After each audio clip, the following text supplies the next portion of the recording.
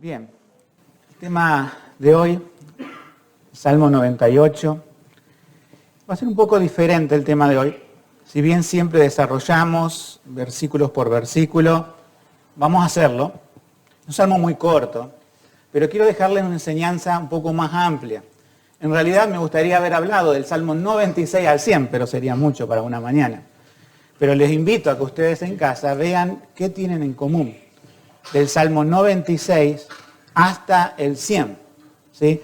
Y lo que tienen en común es que nos hablan del reino de Dios en tres aspectos. Entonces, con esto que puse en el título, el reino anunciado, el reino, podemos decir, inaugurado, y el reino consumado, parecerían tres palabras un poco extrañas, pero que debemos familiarizarnos con estos términos. Son términos teológicos, pero entender, hermanos, de qué se trata el reino de Dios es entender la Biblia. O sea, si mal entendemos lo que es el reino de Dios, y créanme que hoy se malentiende muchísimo. O sea, no solamente las sectas malentienden el reino de Dios. Podemos decir, mormones y testigos de Jehová, ustedes ven que aún en su literatura, testigos de Jehová tienen ahí el león con el cordero, los pajaritos, las mariposas y todo eso acerca de un reino terrenal que ellos piensan. También los mormones, ustedes ven que las iglesias, mejor dicho, los templos mormones nunca ven gente, ¿verdad? ¿Se percataron de eso? Nunca hay gente, digo. ¿Y qué están esperando? Están esperando que se pueble eso en un momento, en el futuro, en la historia, donde también van a regresar los patriarcas de Israel. O sea, una locura en cuanto al reino de Dios. Pero la iglesia evangélica está cometiendo muchas locuras en cuanto a la interpretación del reino de Dios. Entonces, fíjense lo importante que es aclarar hoy, a través de este salmo. Lo tomo como ejemplo este salmo porque es corto, porque es representativo no solamente de esos 5 salmos que le acabo de mencionar, sino de toda la Biblia cuando habla acerca del reino de Dios. Entonces, entender bien el reino de Dios, como la Escritura, como la Biblia lo muestra, no como los hombres lo plantean, nos lleva a leer bien, a aplicar bien y a tener una esperanza correcta del reino de Dios. En esto me voy a esforzar esta mañana para demostrar con las Escrituras lo que es el reino de Dios. Yo sé que lo que voy a decir, para muchos ya lo saben, pero para otros va a ser quizás un poco nuevo y para otros va a ser reafirmar este conocimiento acerca del reino de Dios. Cuando yo digo reino de Dios, cuando la Biblia te dice el reino de Dios, ¿qué es lo que se te viene a la mente? Por lo general pasa esto. Cuando se habla del reino de Dios, lo que se nos viene a la mente es Dios en los cielos y nada más. Pero ¿acaso Dios no reina en este mundo? ¿Dios no es el rey de toda la tierra? En este salmo encontramos 3 elementos que encontramos en el resto de los salmos. Y lo podemos ver ahora. Es como una introducción, pero vamos a verlo ahora. Tenemos del versículo 1 al 3 que nos habla acerca de la salvación de Dios. Después vamos a ver específicamente eso. Por ejemplo, que su diestra nos ha salvado, o que, digamos, ha hecho notoria su salvación en el 2 a todas las naciones, o que los confines de la tierra han visto su salvación. Entonces, un tema predominante en este tipo de salmos, como nosotros, es la salvación. Segundo, tenemos del versículo 4 al 8 una invitación a alabar a Dios, a exaltar a Dios como rey. O sea, Dios reina, en otros salmos da la declaración directa, Dios reina, e invita a quienes, a los que han alcanzado salvación, pero también fíjense que invita a toda la tierra. Aún los ríos, los mares, hablando de un lenguaje poético, invita a alabar a Dios. ¿Y cómo puede ser esto en el mundo caído? Eso lo vamos a ver. Y el tercer punto es el 9, que nos habla de un juicio de Dios. Si ustedes leen el Salmo 96, es casi igual a esto, con alguna aportación un poco más amplia porque es un poquito más largo. Pero están estas 3 cosas, ¿sí? Las vuelvo a nombrar. Estas 3 cosas que tienen estos salmos en común es la salvación de Dios, exaltar a Dios como rey y el juicio venidero de Dios. Y todo eso tiene que ver con lo que se llama reino. Ahora vamos a preguntarnos, vamos a hacernos 2 preguntas importantísimas, ¿sí? Antes de entrar a desarrollar un poco el salmo y el tema del reino. La primera pregunta relevante es, ¿el reino de Dios es terrenal o es celestial de inicio? Bueno, nosotros encontramos que Jesús dijo en Juan 18:36, respondió Jesús, mi reino no es de este mundo. Si mi reino fuera de este mundo, mis servidores pelearían para que yo no fuera entregado a los judíos. Ahora pues, mi reino no es de aquí. Jesús le dice también a Pilato, mi reino no es de aquí. También le dice a otros, si yo quisiera, puedo mandar 12 legiones de ángeles que me defiendan. Y no necesito que saquen espada por mí, porque mi reino no es terrenal. Entonces, primeramente, el representante del reino de Dios es Jesucristo mismo y es celestial. Entonces ya nos vamos dando cuenta que cuando algunas corrientes de enseñanza dicen, no, tenemos que establecer el reino de Dios en la tierra, recordemos lo que dijo Jesús, mi reino no es de este mundo. Ahora puede surgir la segunda pregunta.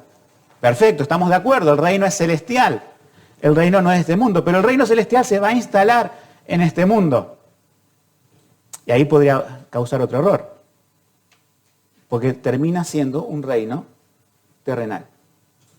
¿Qué dice Pedro para responder a esa pregunta? El reino de Dios, ¿sí?, se va a establecer en la tierra. Segunda Pedro 3:13, quieren buscar, dice, pero esperamos, según su promesa, cielos nuevos y tierra nueva, en los cuales mora la justicia. O sea, ¿qué es lo que se espera en el futuro? Un reino de Dios celestial que viene y se instala en la tierra, todavía en un mundo caído, o el reino de Dios, por así decirlo, viene, pero transforma todo y se hace un cielo nuevo y una tierra nueva. Es un recurso literario. Cielo nuevo y tierra nueva es una nueva creación. Es una nueva creación.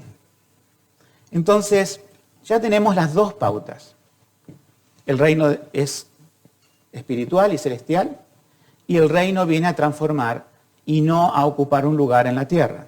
Ni tampoco necesita ese reino que nosotros extendamos ese reino en lugares geográficos, pero sí vamos a ver que se extiende, por así decirlo, el reino de Dios en la predicación del Evangelio, pero no territorialmente.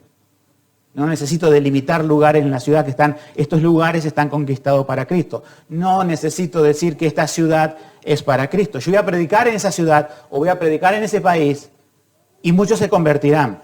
Para que se den una idea. Si Dios dice que este mundo viene a su fin, como le dijo a Noé que el mundo ese actual venía a su fin, imagínense que Noé predicando, diciendo van a tener que subirse al arca porque van a morir todos ahogados, va a caer agua. Ellos nunca habían visto eso, la lluvia, pero van a morir todos ahogados si no se suben al arca. Imagínense en aquel tiempo que algunos dirían, no, nosotros vamos a transformar el mundo conquistando, ¿sí?, los reinos para Dios y ¿para qué está el arca? Lo mismo pasa ahora. Aquellas iglesias, aquellas doctrinas cerradas que dicen estamos conquistando el mundo para Dios y por eso también tienen que prosperar económicamente y todo lo demás, piensan en un reino de aquí abajo, terrenal. Y aún quizás voy más allá y no quiero confundirlos mucho, pero aquellos que piensan en un milenio terrenal creo que también se equivocan. Porque no venimos de nuevo con el Señor Jesucristo a plantar un reino donde todavía mora el pecado. Nosotros esperamos cielo nuevo y tierra nueva. El amileniarismo es una corriente de la Reforma, si esta es una iglesia reformada, que hace las cosas simples. Reino venidero y el reino presente. ¿Sí? En un juicio Dios pone a su derecha sus ovejas, a su izquierda sus cabritos, sus ovejas van al reino de su Padre y los cabritos, los que no conocen a Dios como Salvador, a Cristo como Salvador, irán a la condenación eterna. La Biblia presenta esto de manera simple, pero los hombres la complican una y otra vez y salen nuevas doctrinas y nuevas cosas acerca del reino. La teología reformada da una perspectiva correcta acerca del reino de Dios. Comencemos recordando, antes de entrar al Salmo, el reino caído. Dios puso al hombre para que reinara en este mundo. Dios nos dice en Génesis 1:26, ahí al comienzo de la Biblia, y dijo Dios, hagamos al hombre a nuestra imagen, tiene la imagen impresa de Dios, por eso tiene autoridad, conforme a nuestra semejanza, y señoree. Y bueno, da una serie de lista en los peces, en las aves, en las bestias, etc. Es como decir, yo hice al hombre, dice Dios, para que él sea señor de la creación de Dios. Pero si el hombre obedecía a Dios, se mantenía en esa condición. El hombre era administrador de la creación de Dios. Y Dios sí lo puso en el Edén sobre un reino terreno que el hombre debía guardar, debía extender, debía cultivar, le puso nombre a los animales, pero no solamente eso hizo Adán, sino que él era señor, después junto con Eva, de toda la creación. Ellos estaban en la cima de la creación. Ahora, cuando el hombre peca, se rebela contra Dios, come del fruto prohibido, desobedece a Dios, entró la muerte, no solamente en el hombre. Ahí está la cuestión. No solamente se arruinó el hombre, sino que el hombre arruinó toda la creación. Y esto lo podemos ver en Romanos 8:22, que dice el apóstol Pablo, porque sabemos que toda la creación, toda, gime a una, y aún está con dolores de parto hasta ahora. Y no solo ella, sino que también nosotros mismos, que tenemos las primicias del Espíritu, nosotros también gemimos dentro de nosotros mismos, esperando la adopción, la redención de nuestro cuerpo. O sea, el cuadro que presenta Pablo de este mundo caído, es decir, está todo arruinado. O sea, ustedes no ven a todos los animales, que son las criaturas, gritando de dolor, ¿verdad? Pero a veces sí. Todo lo que ocurre en este mundo, todas las catástrofes naturales de este mundo, todas las enfermedades de este mundo, más lo que colabora el hombre con sus guerras, todo esto es parte del pecado y de un mundo caído. Y como que toda esta creación, a pesar que hay algunos lugares todavía lindos, que podemos ir de vacaciones y disfrutar, pero la creación en sí, por el pecado, por causa del pecado, gime a una, se queja, es como dolores de parto, diciendo, queremos que termine esto. Y también dice nosotros, pero Pablo lo pone en otro contexto, nosotros esperamos ser la adopción del cuerpo, esperamos, nosotros que creemos en Cristo como nuestro Salvador, esperamos dejar de luchar un día contra esta carne de pecado y estar delante de la presencia de Dios con cuerpos glorificados donde ya no lucha más con el pecado. Entonces ahí es una descripción del reino caído. Dios creó al hombre perfecto, el hombre desobedeció, el hombre arruinó la creación, aparte de arruinar su propia vida, y estamos en un reino del hombre caído, ¿sí? Y no podemos esperar nada en este reino caído. Reconstruirlo, Dios no nos manda a reconstruir este reino caído. Dios nos manda a predicar el Evangelio, porque Él va a hacer un cielo nuevo y una tierra nueva. Hasta ahí vamos entendiendo, ¿verdad? Entonces ahora entramos al tema. Reino prometido, inaugurado y consumado. Prometido, inaugurado, consumado. Reino prometido, lo tenemos muy breve en el Salmo, pero les quiero hacer entender que eso es el reino prometido. Dios, a través de todo el Antiguo Testamento, y por eso después de abril, que terminemos la serie de los Salmos, vamos a estudiar el Antiguo Testamento, debemos conocer el Antiguo Testamento, porque es la forma en que Dios se reveló al hombre con una promesa principal, la promesa de un Mesías, la promesa de un Salvador. Ese Mesías, ese Salvador, que nosotros sabemos por el Nuevo Testamento que es Jesús, el Cristo, que quiere decir ungido, Mesías, sabemos que esa promesa que Dios hacía en el Antiguo Testamento tenía varias particularidades, este Mesías. Y una de ellas era ser rey. Ahora, ese Mesías, para que nosotros entendamos el tema del reino, ¿sí?, tiene que nacer en algún lugar y en alguna nación. Dios escoge a Israel como nación para que de esa nación nazca el Mesías. Ahora, el Mesías, para ser como rey, primeramente como que apunta a un rey, Dios lo ilustra esto con los reyes de Israel. No con el rey Saúl, que fue un desastre, sino con el rey David. Y Dios le hace una promesa a David que de su descendencia vendría el Cristo. En 1 Crónica 17:11, y será que cuando tus días fueren cumplidos para irte con tus padres, levantaré tu simiente después de ti, la cual será de tus hijos y afirmaré su reino. Y así en muchas profecías incluso acerca de la descendencia de David, se nos dice que el reinado de esa persona va a ser eterno. Entonces acá viene una cuestión. El reino prometido, ¿de qué tipo les parece que es? Dadas las premisas que tuvimos al comienzo, ¿terrenal o espiritual? Espiritual. ¿Cómo lo entendió un Israel rebelde? Que el reino del Mesías iba a ser ¿qué cosa? Terrenal. Cuando lo vieron morir en una cruz dijeron, no, este no es el Mesías. Aquellos que dudaban si lo era. Y lo rechazaron y dijeron, crucifícalo. ¿Sí? El Israel de hoy también cree en un Mesías, rey terrenal, que viene por su nación, simplemente. Que el resto del mundo podrá tener algún alcance después, pero que viene por ellos. Pero el Salmo nos dice,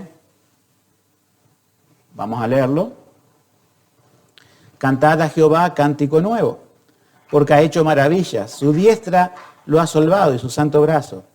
Jehová ha hecho notoria su salvación a ojos de las naciones, ha descubierto su justicia. Se ha acordado de su misericordia y su fidelidad para con la casa de Israel, que ahí está el pacto, ¿sí? El reino prometido, solamente esa parte. Y tenemos todos los confines de la tierra, han visto la salvación de nuestro Dios. En el momento que se escribió el Salmo, ¿todos los confines de la tierra habían visto la salvación de Dios? Este Salmo se escribió, no sabemos bien exactamente, pero por lo menos 700 años quizás, ¿sí? Se habrá escrito. Y en ese momento, la salvación de Dios, para lo último de la tierra, quiere decir que eran no judíos, que eran gentiles. Cuando la Biblia habla de gentiles son los no judíos. Entonces, ¿qué interpreta Israel cuando lee esto? Obviamente, el orgullo nacionalista de aquel tiempo de Jesús y del de hoy impide que vean. Primero porque rechazaron al Mesías. Al rechazar al Mesías no son creyentes. Al no ser creyentes no tienen el Espíritu Santo. Al no tener el Espíritu Santo son siervos del Antiguo Testamento tanto como del Nuevo. Pero nosotros entendemos. Y los judíos que creen en Jesús, porque hay judíos que sí creen en Jesús, ellos también entienden que el rey prometido va a tener un reino que iba a ser mucho más que esta tierra. Que el rey que se le prometió de la descendencia de David, ¿sí? No iba a ser Salomón, el rey de toda la tierra. Salomón murió. Y después vinieron reyes buenos y malos, más malos que buenos. Pero cuando vino Jesús, ¿sí? Él les quiere hacer entender que Él era el representante del reino. Y saben que la gente más simple entendía esto, pero los fariseos no. Porque los ciegos que estaban ante el camino clamaban, Jesús, hijo de David, ten misericordia de nosotros. ¿Por qué le decían hijo de David? Porque ellos entendían que el Mesías era hijo de David y estaban en cierta forma reconociendo que a quien pedía que lo sane de su vista era el Hijo de Dios, el Mesías. Y que tenía poder para sanar, no para gobernar y librarlo de los romanos. Entonces, el reino prometido es simplemente esto. Todo el Antiguo Testamento promete el advenimiento del Mesías. El advenimiento de una persona, que es el Hijo de Dios. Bien entendido, según las Escrituras, ese reino prometido iba a ser el establecimiento del Hijo de Dios o el Mesías, sí, para salvar al mundo. Pero iba a ser un reino espiritual, no un reino terrenal. Mal entendido por Israel, venía Jesús, ¿y qué esperaba? Cuando nació Jesús y anduvo por las calles de Jerusalén, dijo algunos decían, es el Mesías. Bueno, si es el Mesías, ¿qué va a hacer por nosotros? Va a prosperar nuestra nación, va a sacar a los romanos del territorio y va a restituir a Israel y todas las naciones van a ver a Israel como la elegida de Dios. O sea, ¿cómo lo pensaron los israelitas políticamente? Creían en un Jesucristo, porque no creían en Jesús, en un Cristo, en un Mesías terrenal. Y muchos hoy predican esta clase de gobierno del Mesías, un gobierno terrenal. Cuando hablan de conquistar naciones para Cristo, ese es un gran error. Nosotros no tenemos que conquistar lo que Dios ya ha conquistado en la cruz a través de Cristo. Es una insolencia de nuestra parte decir que nosotros conquistamos algo. Es una insolencia de la humanidad decir que gana terrenos para Dios. Es una blasfemia decir que hacemos guerra espiritual y demarcamos territorios en un mapa. Eso no es bíblico. Eso es mentira. Y eso es lo que quiere hacer creer el diablo para que juguemos a una falsa guerra y entendamos un reino al revés. Patas para arriba. El reino de Dios se inaugura. El reino prometido es inaugurado, pasamos a la segunda parte, cuando Jesús dice esto. Mejor dicho, cuando viene Jesús, pero Jesús dice esto. Mateo 4:17. Desde entonces comenzó Jesús a predicar y a decir: arrepentíos, porque el reino de los cielos se ha acercado. No es que una nube estaba más cerca de la tierra, no. El reino de los cielos se ha acercado porque Él está ahí. Él es el representante de los cielos. Él es el rey. Que el Dios hecho carne, el Dios hecho humano, viene a este mundo a presentarse como el adelanto del reino. O sea, se ha acercado porque Él tomó forma de siervo y está caminando frente a las personas que lo están escuchando. Juan el Bautista decía esto, que el reino de los cielos se acercaba, y cuando lo presenta a Jesús, Jesús mismo toma el lugar y dice: el reino de los cielos se ha acercado. ¿Y qué dice que tienen que hacer las personas ante ese reino? ¿Salir a defender ese reino? ¿Tratar de conquistar naciones? No, dice: arrepiéntanse y crean. Eso es el Evangelio. Eso es lo que debemos también hacer ahora. Cuando decimos el reino de los cielos se acerca a las personas a través de la predicación del Evangelio, no a través de guerras espirituales, no a través de conquistas personales. Todo eso es satánico. No tiene que ver con la Biblia. Solamente a través del Evangelio de Cristo se anuncia a los hombres que el Salvador, el Mesías prometido en todo el Antiguo Testamento, vino a inaugurar un reino. Y lo inauguró porque triunfó. Porque si no, tampoco lo hubiese inaugurado. Si el Señor fracasaba en su misión terrenal, si el Señor caía en un pecado, si el Señor hacía caso a la tentación de Satanás, todo nuestro mundo y el universo se desmoronaba. Pero la Biblia nos dice que Él fue santo, es un cordero sin mancha, sin contaminación, un cordero que fue a la cruz, un cordero que murió santo, que resucitó santo y que ascendió a los cielos y hoy está a la diestra de Dios. Y por haber vencido en la cruz, venció al pecado, venció a Satanás, venció a la muerte, solucionó todo el problema, podemos decir, de este mundo caído para todos aquellos que creen en Él y ponen fe en Jesús. El que no cree en Jesús está en sus pecados y va a perecer con este mundo caído. Pero aquel que cree en Jesús va a estar en el cielo, a las cuales Dios ha preparado para todos los que creen en Él. ¿Vamos entendiendo esto del reino? Reino prometido, reino inaugurado. Mire que lo pensé varias veces. Doy esto en la iglesia, pero lo doy en un estudio bíblico en 5 capítulos. Lo doy hoy, porque este salmo nos habla del reino. Entonces, ahora entendemos cuando las primeras partes del salmo, que fíjense, más que un salmo, es una profecía.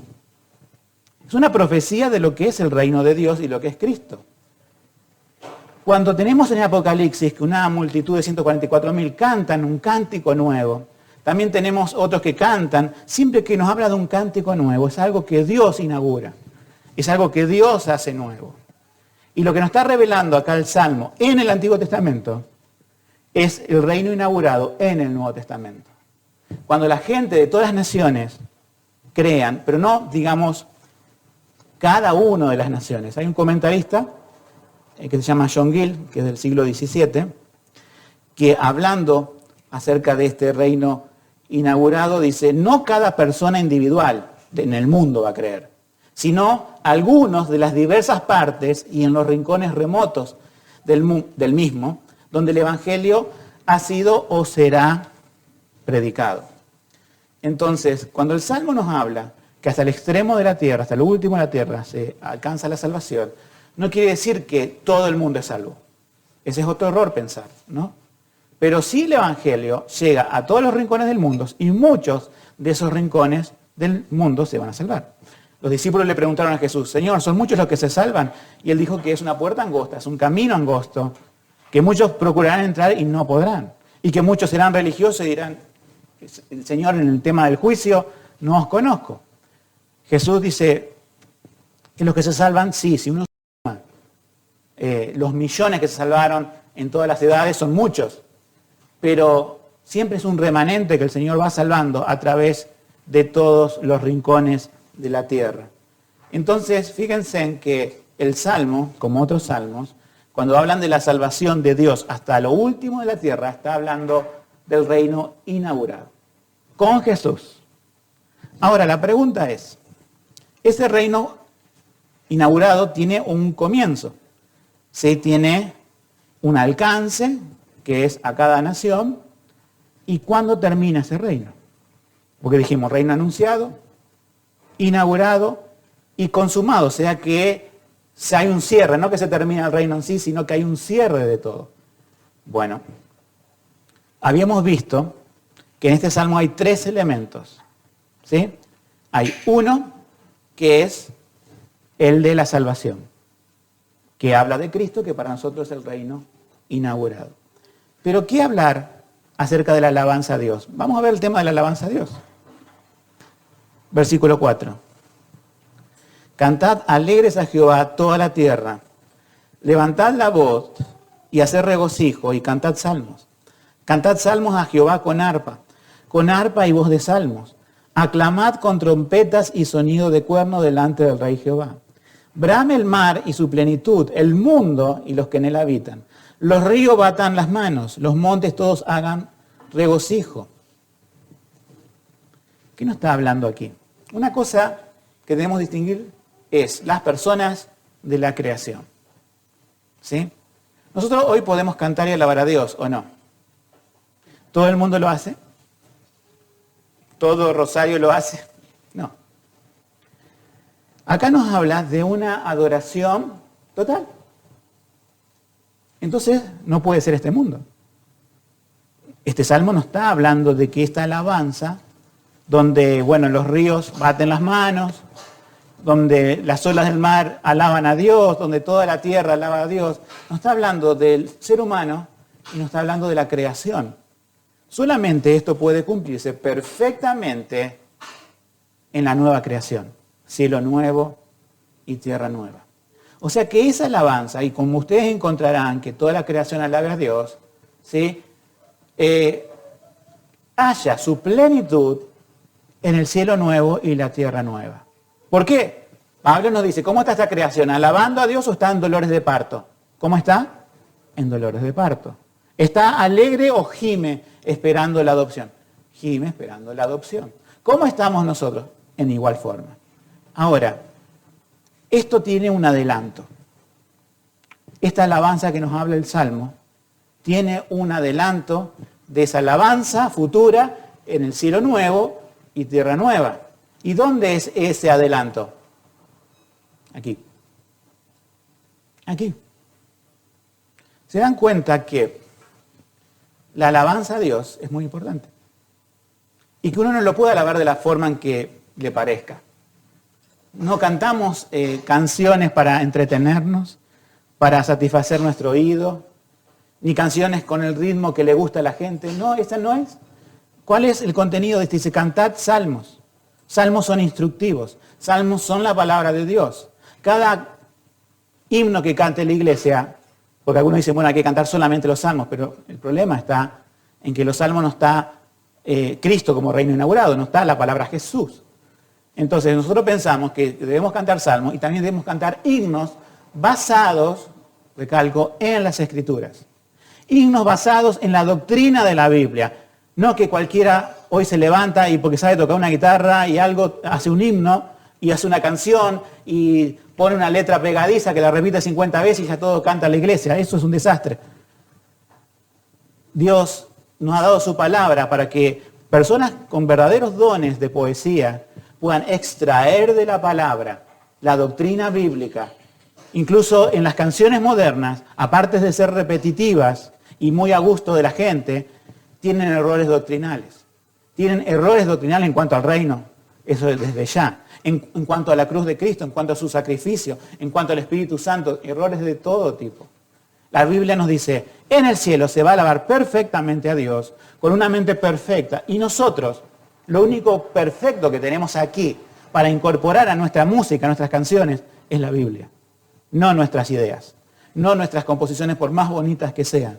Entonces, cuando la iglesia alaba a Dios, lo alaba por su salvación y anuncia que un día estaremos en los cielos alabando para siempre al Rey Jesucristo.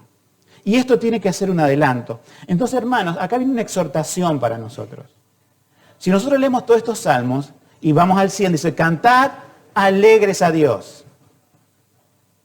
¿Cómo puede hacer que yo esté alegre y ustedes estén alegres? ¿Cómo podemos hacerlo? No empiecen en ideas raras. Algunos piensan en ideas raras. Para alegrarnos vamos a hacer tal cosa.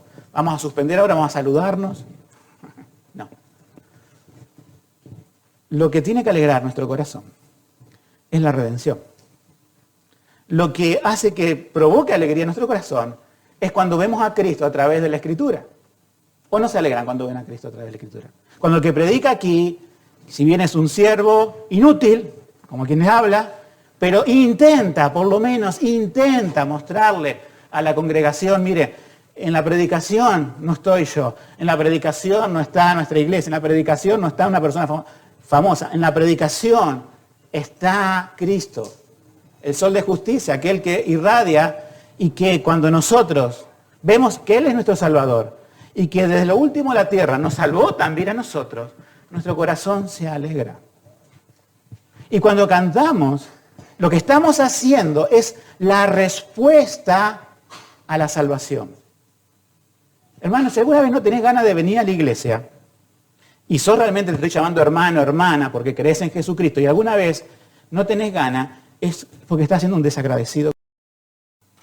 No pienses la iglesia como decimos en el curso de membresía, como la estación de servicio de nafta. Eso no es solamente. Si bien te bendice, te enseña, te capacita, pero está en forma egoísta de lo que es el culto a Dios. Hoy se llama el día de culto, ¿de cómo? De adoración. Me gusta esa palabra. Tenemos estudios bíblicos, sí. Tenemos reuniones de oración, tenemos reuniones de niños a veces, o de jóvenes. Pero el culto de adoración está destinado a lo que dice la palabra, a adorar a Dios. ¿Y qué entendemos en la Iglesia Reformada de adoración? Entendemos que leer la Biblia es adorar, que cantar es adorar, que orar es adorar, que predicar la palabra es adorar. Y escuchar, como está en este momento, ustedes la palabra, es parte de la adoración. Como comunidad bíblica y de hermanos en la fe, habrá cumpleaños, habrá Día de la Madre, habrá Día del Padre, pero no lo mezclamos en este momento. Porque en este momento estamos enfocados en nuestro Padre Celestial. Abrimos con un paréntesis la reunión, la cerramos con otro paréntesis. Y todo lo que se hace dentro es para cumplir parte, aunque sea parte de lo que dicen los salmos. Alaben al Señor toda la tierra. No sé, obviamente, cuántas congregaciones habrá alabando al Señor, muchas. Y muchos lo harán sinceramente, con corazón genuino, y muchas iglesias en este momento, que es el día domingo, abrirán la palabra, mostrarán a Cristo, y muchos en el mundo, y acá en Rosario también, se alegrarán con nosotros de la predicación de la palabra. Pero ese es el motivo de la alegría. Entonces, si no venimos con esa alegría, la misma reunión también, el mismo culto de adoración, tiene que despertar mayor alegría. A veces pasa esto, por nuestra debilidad, por nuestra carnalidad, que venimos apagados. Después del mensaje, Dios nos muestra a Cristo, somos alentados y cantamos la última canción, no como la cantamos las dos primeras. ¿Pasa? Pero lo ideal es ya venir con acción de gracias a Dios. ¿Te das cuenta que la Biblia, llenando tu vida en lo largo de la semana, provoca que realmente vengas acá a la reunión para recibir más del Señor Jesucristo? Lo ansías, lo deseas. Y eso no se puede fabricar, no se puede estimular. Solamente es una obra del Espíritu Santo en el corazón de los creyentes. Pero que nosotros debemos humillarnos ante Dios, pidiendo esa llenura del Espíritu Santo. Decir, Señor, desde el momento que comienzo la adoración, que comienza la reunión, que pueda ser alegre, que pueda ser profunda en mi corazón. Y si, Señor, te fallo, yo sé que tu palabra y tu espíritu me alentarán y que cantaré mejor para ti. Y ese cántico tiene que durar toda la semana. Orad sin cesar, nos dice la Biblia, cantando con gracia a nuestros corazones al Señor, también nos dice Pablo. Esta alabanza tiene que estar de continuo en mi boca, pero sabemos, hermano, sabemos que muchas veces en el transcurso de la semana declinamos, nos quejamos, decimos cosas que no tienen que ser, pensamos mal, pero el Señor quiere que nosotros seamos un adelanto de su reino futuro. Quiere que su iglesia pueda representar a Cristo y que sea un adelanto imperfecto, obviamente, con todas sus fallas, pero del reino futuro. Y quiere que su iglesia extienda el evangelio a las naciones, comenzando por el lugar donde está. Es nuestra misión, llevar el evangelio. En el reino consumado, que es el reino eterno, ¿sí? La Biblia lo llama de varias formas. Yo quiero que anoten esta frase, la piensen o la recuerden, que cuando la Biblia nos dice siglo venidero, esto lo encontramos, no sé, le doy algunos ejemplos. Mateo 12:32, no será perdonado ni en este siglo ni en el siglo venidero, la blasfemia del Espíritu Santo, no es un tema de hoy.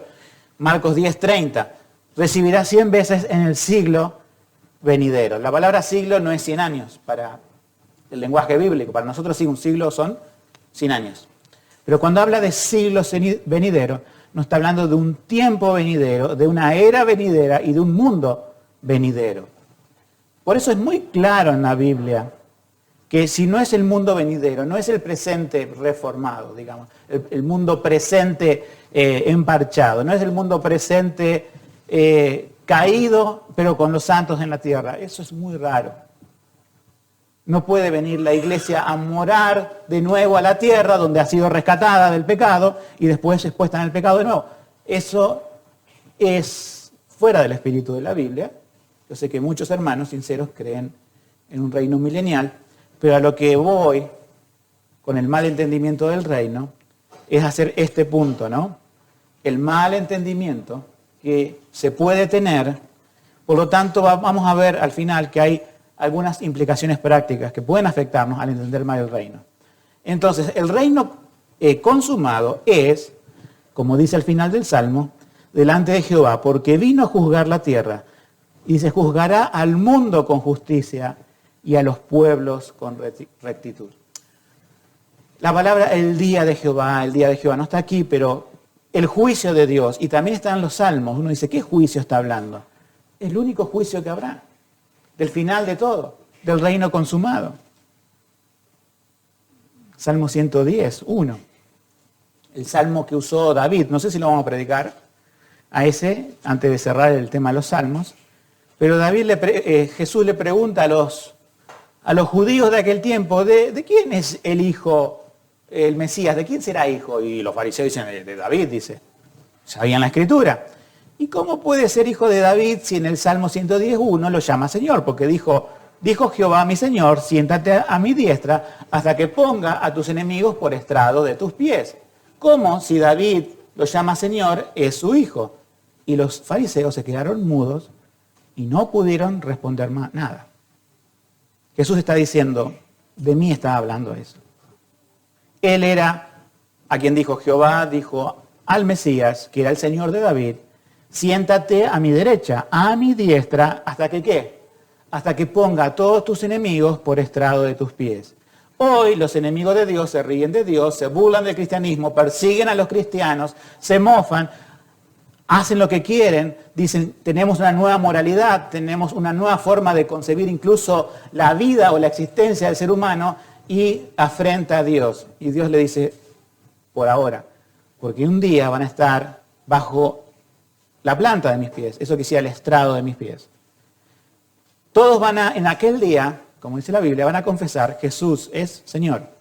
No de la manera correcta, sino reconociendo que a quien afrentaron en la tierra, de quien se burlaron en la tierra o ignoraron en la tierra, era el Salvador, el Hijo de Dios que vino al mundo. el reino todavía no está consumado en eso. Todavía Dios da la oportunidad de salvarse.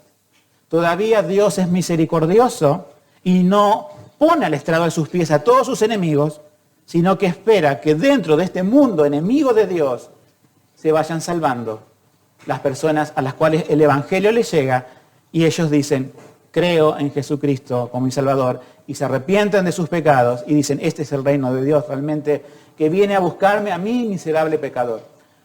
La iglesia, nosotros y como otros más en la tierra, a lo largo de este mundo, que son cristianos, hoy tienen que predicar el Evangelio. Sabiendo que no podemos cambiar el mundo, podemos ayudar al mundo, podemos hacer alguna tarea social, pero se equivocan aquellos que por medio de la tarea social van a rescatar al mundo. Nuestra prioridad es y será siempre predicar el Evangelio. Podemos ayudar en el transcurso de eso, pero si desviamos nuestra mirada a reconstruir un mundo caído, erramos. Si desviamos nuestra mirada a librar una batalla para conquistar los reinos para Cristo, erramos de nuevo. Es muy simple. El reino fue inaugurado, lo inauguró Jesucristo, Él ya venció al mundo y solamente el Padre dice, siéntate a mi diestra, hasta que ponga a todos los enemigos por estrado de tus pies. El día que suceda eso, nosotros entraremos a la tierra nueva, cielo nuevo. El mundo incrédulo, aquellos que no creen, serán condenados. Mientras tanto, tenemos que concentrarnos en qué vamos a hacer en este reino inaugurado mientras estemos en esta tierra. Entonces, también la Biblia nos habla de que en un momento todo el mundo va a reconocer el señorío de Cristo. En Efesios 1:20 dice, la cual obró en Cristo, resucitándolo de los muertos y colocándolo a la diestra en los cielos, sobre todo principado y potestad y poder y señorío y todo nombre que se nombra no solamente en este siglo, sino en el venidero. ¿Se dan cuenta que Jesucristo ya reina? No lo tenemos que hacer reinar. No gana nada con nuestros avances de reino, porque no hay tal. Él ya reinó, Él ya conquistó. En cierta forma, el Evangelio debería verse no como la extensión del reino de Dios, sino como la proclamación de un reino ya establecido. ¿Se entiende? Si bien está permitida la frase, se extiende el reino de Dios a través del Evangelio, pero técnicamente, bíblicamente, profundamente, ya es todo del Señor. Dios ya sabe todas las cosas que van a ocurrir. Y Dios le está dando un poco de tiempo a este mundo para que todo aquel que se arrepienta pueda creer en Cristo. Así que ahí tenemos el reino consumado. Termino con 5 aplicaciones prácticas, porque esto tiene que ser, siempre, créanme hermanos, porque dice a veces, ¿por qué el pastor no predica cosas más prácticas? Es que las cosas doctrinales son prácticas, al menos que no le demos el uso práctico que la Biblia dice. O sea, la Biblia dice que todas estas cosas fueron escritas y mostradas en el Antiguo Testamento, en Hebreos, para nuestra enseñanza y para nuestra amonestación. Quiere decir que todo lo que parece alta teología en realidad tratamos de hacerlo sencillo para entender cosas profundas y que sean prácticas para nuestro caminar con Cristo en la vida diaria.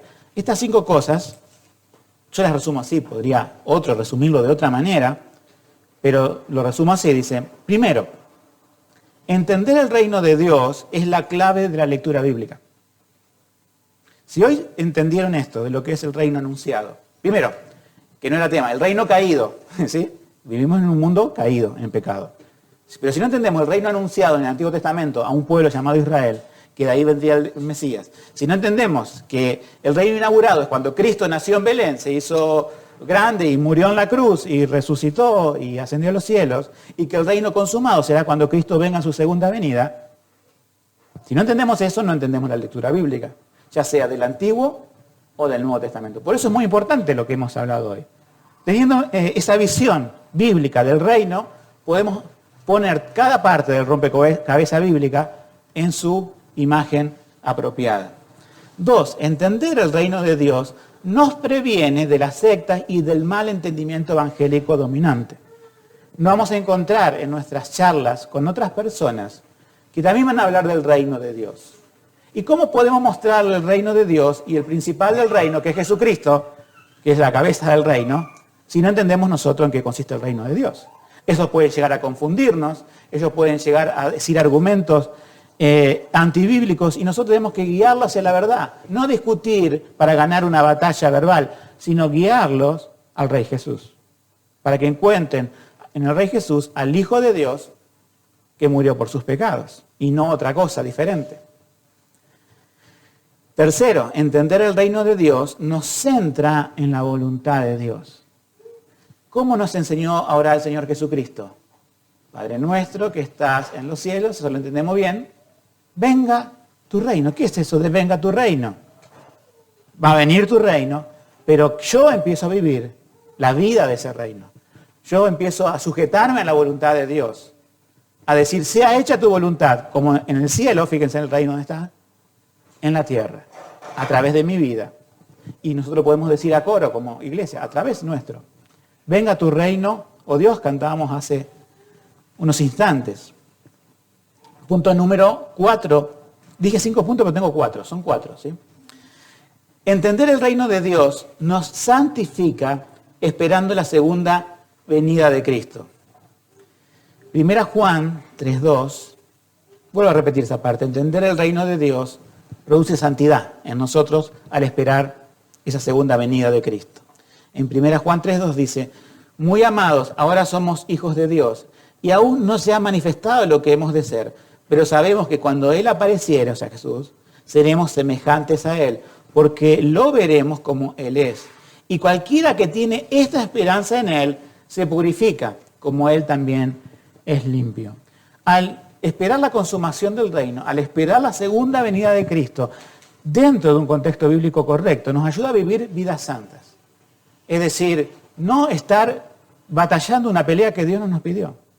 Dios pide a su iglesia que se santifique, que espere la venida de Cristo, ¿sí? Que realmente piense en la eternidad y en la urgencia de hablarle a otros de Jesucristo. Esa es la urgencia. Si nosotros ya somos salvos y estamos seguros, ¿no es cierto?, que estaremos con Él, tenemos que pensar en aquellos que hoy no lo conocen y que si no conocen a Cristo pasarán una eternidad en el infierno. Que también el Señor nos mueva a esa misericordia, pero si no estamos en esa vida con Dios, esperando su venida, amando su venida, santificándonos, nos va a interesar poco el prójimo que no conoce a Cristo. Cierro con este versículo que también es parte del punto 4. Con la reiteración del versículo, ¿sí? Cualquiera que tiene esta esperanza en Él, se purifica, como también Él, o sea Jesucristo, es santo. Que Dios, hermanos, santifique nuestra congregación a través del entendimiento de su palabra que hemos visto en esta mañana. El reino de Dios, el reino de este mundo, busca primero el reino de Dios y su justicia y todas las demás cosas serán añadidas. Fíjense en que cada vez que leamos reino en la Biblia, ahora lo veremos de una manera más apropiada y realmente con más impacto en nuestros corazones. Que el Señor nos bendiga en esta mañana. Amén.